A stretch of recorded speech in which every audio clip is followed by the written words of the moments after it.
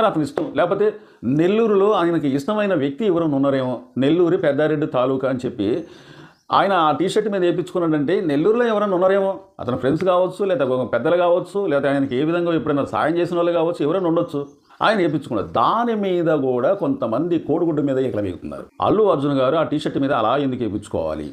అల్లు అర్జున్ గారికి పవన్ కళ్యాణ్ గారికి ఎటువంటి భేదాలు లేకపోతే ఈ టీషర్ట్ మీద ఈ పేరు ఎందుకు వేయించుకోవాలి?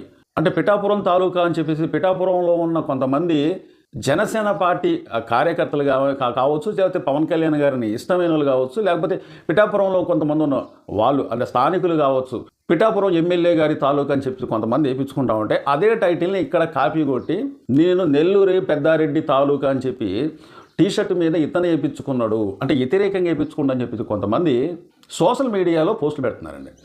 అరే నాకు తెలియక అడుగుతున్నా, ఈ రెండు కుటుంబాలు కలవటం అనేది మీకు ఇష్టం లేదా ఏంటి? నాకు తెలియక అడుగుతున్నా. ఇక ఎన్నాలని ఈసం కక్కుతూ ఉంటారు మీరు.